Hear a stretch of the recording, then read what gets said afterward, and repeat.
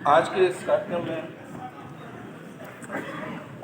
उपस्थित मेरे सभी साथियों, सबसे पहले मैं बाबा साहब, बिरसा मुंडा साहब, टंट्या मामा साहब और जो हमारे बहुजन समाज के महापुरुष हुए हैं उनको सबको मैं नमन करता हूँ। वीडियो रिकॉर्डिंग करके फिर और यहाँ उपस्थित सभी जिले के आए हुए साथियों, पदाधिकारियों में आपका भोपाल में स्वागत करता हूँ। अभी मैं बीच में बोलने के लिए खड़ा हुआ, इसका मतलब ये नहीं कि मैं बोल के यहाँ से चला जाऊँगा। आप सबसे मुलाकात होगी, सभी साथियों को सुनेंगे समय की सीमा में रहते हुए। बीच में मैं खड़ा इसलिए हुआ, हर बार ये होता है कि हमारे जो साथी हैं ना, इतना भाषण होता है कि मुझे टाइम ही नहीं मिल पाता और मैं मेरी बात कभी मैं पूरी कह नहीं पाता। तो सोचा कि अभी मैं कुछ आप लोगों से बात करूंगा, अगर बाद में समय मिला तो फिर मैं और बात कर सकता हूं।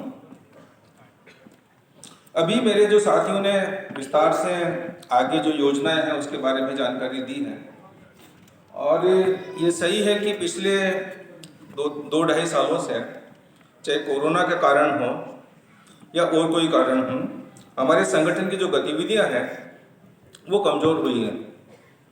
और उसका परिणाम ये हुआ है कि जितनी सक्रियता होनी चाहिए जिलों में वो नहीं रही। उसके लिए प्रांतीय पदाधिकारी और मैं खुद भी जिम्मेदार हूँ। लेकिन अब समय आ गया है कि जिस तरीके का माहौल अपने देश में हो रहा है, जिस तरह की नीतियाँ हैं जिसमें ऐसा डर है कि हमारे समाज को नुकसान हो सकता है, तो एक नव जागरण की जरूरत है, एक पुनर्जागरण एक होना चाहिए। आपने इतिहास में पढ़ा होगा कि यूरोप में जब वहाँ समाज में कुंठाएँ थी, दिक्कतें थी, तो एक पुनर्जागरण का अभियान शुरू हुआ था। और जब पुनर्जागरण का अभियान शुरू हुआ तो उसमें डेमोक्रेसी की उत्पत्ति हुई, लोगों ने अपने अधिकार की बात की, संस्कृति का विकास हुआ, कला का विकास हुआ, और ये हुआ कि प्रजातंत्र के साथ सब लोग आगे बढ़ेंगे।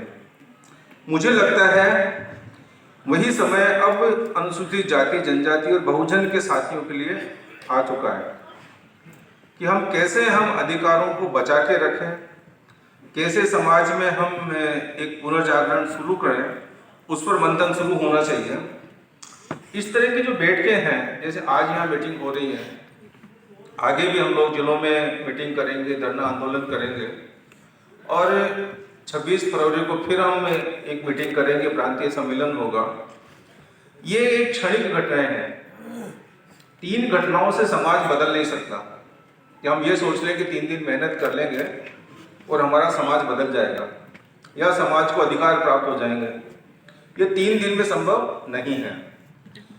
एक सामाजिक परिवर्तन जो है, एक सामाजिक पुनर्जागरण जो है, वो एक सतत प्रक्रिया है। लगातार हमको इसके लिए मेहनत करनी पड़ेगी, तब जाके हम लोगों का आगे विकास हो पाएगा। एक मिनट, मोबाइल को मैं थोड़ा इसको बंद कर देता हूँ।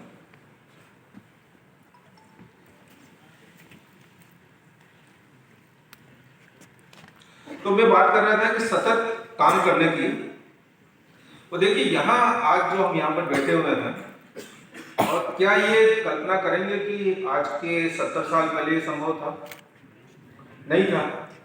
बाबा साहब ने 1916-17 के आसपास आंदोलन शुरू किया, और वो ये कह सकते हैं कि वो अकेले थे या उनके पास 10-20 लोग और थे, जो बहुत कम, बाकी जो लोग थे बहुत कम पढ़े लिखे लोग थे। लेकिन बाबा साहब ने अकेले ने संघर्ष करके और उस समय की जो सत्ता थी उसको समझा के, और अभी मेरे एक साथी ने विचार भी व्यक्त किया था कि उन्होंने साइमन कमीशन को यहाँ पर बुलाया, और ये जो बाद में जो कम्युनिटी अवार्ड पारित हुआ वो सब बाबा साहब की मेहनत से था। लेकिन आप देखिए कि अभी जो हम बाबा साहब के सच्चे सिपाही जो बने हैं और अपनी बात जो कह पा रहे हैं, वो 75 साल की एक जर्नी है। वो कोई 2-4 साल की नहीं है कि हमारे लोग पढ़ाई करी, संविधान को पढ़ा और संविधान की हम लोग अब अधिकारों की बात करने लगे हैं। तो ये जो सतत प्रक्रिया है उसको हमको चलाना होगा। अब सतत प्रक्रिया चले कैसे, उसकी तो एक कार्य योजना बनानी पड़ेगी। बाबा साहब, बिरसा मुंडा, टंट्या मामा साहब, तो इनके जो विचार हैं वो हमको ताकत देते हैं। बाबा साहब का जो एक जो विचार है जिसमें समानता हो, समता हो और बंधुत्व हो, स्वतंत्रता हो, ये बाबा साहब के विचार है जो संविधान में आए हैं, उसके कारण से हमको ताकत मिलती है।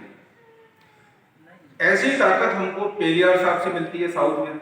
आप साउथ में अगर जाते हैं तो वहाँ जो सामाजिक आंदोलन जो हुआ है, सामाजिक क्रांति हुई है, वो पेरियार साहब हैं, उनके कारण से हुई। तमिलनाडु में आप जाते हैं।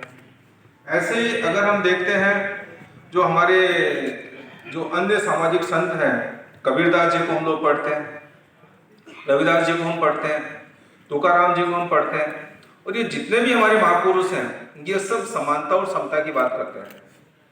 तो मुझे ये कहना है कि हमको एक तो समाज को अगर लगातार पुनर्जागरण उसमें करना होगा या आगे बढ़ाना होगा, तो ये जो हमारे महापुरुष हैं इनके विचारों को लगातार हमको समाज को बताना पड़ेगा। एक बाबा साहब के कारण से इतनी चेतना है। अगर आप सोचो कि हमारे 10 अगर हमारे जो सामाजिक सुधारक हैं उनके विचार अगर हमारे पास लोगों तक पहुंच जाएंगे तो कितनी क्रांति समाज में होगी, इसकी कल्पना करना मुश्किल है।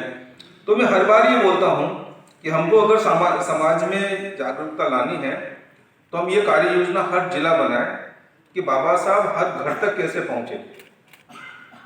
क्या बाबा साहब का साहित्य हमने पिछले सालों में बांटा है? क्या बाबा साहब के विचारों पर हमने चर्चा की है? क्या हमारे गांव के लोग पेरियार साहब को जानते हैं? क्या हमारे हॉस्टल के जो बच्चे हैं वो बाबा साहब, पेरियार साहब, संत रविदास जी, कबीरदास जी उनको जानते हैं? इसकी क्या कार्य योजना जिलों ने बनाई है, इस पर हमको विचार करना होगा। यहाँ से हम लोग कुछ निर्देश दे सकते हैं, सुझाव दे सकते हैं, लेकिन ये काम तो जिलों को करना होगा। हमको ये सुनिश्चित करना होगा कि क्या हर हॉस्टल में बाबा साहब की फोटो लगी है? क्या हर हॉस्टल में पेरियार साहब की फोटो लगी है? क्या हर हॉस्टल में बिरसा मुंडा साहब की फोटो लगी है? क्या अपने घरों में पेरियार साहब की फोटो है? शायद नहीं होगी। तो हमको एक अभियान चलाना होगा कि हम हमारे जो महापुरुष हैं उनको घर घर तक कैसे पहुंचाएं। अभी मैंने इस हॉस्टल में भ्रमण किया, ये भोपाल का हॉस्टल, कई दिनों से मैं हॉस्टल में गया था, कोरोना काल में जा नहीं पाया। तो वहाँ हमारे 40-50 बच्चे थे अपने समाज के।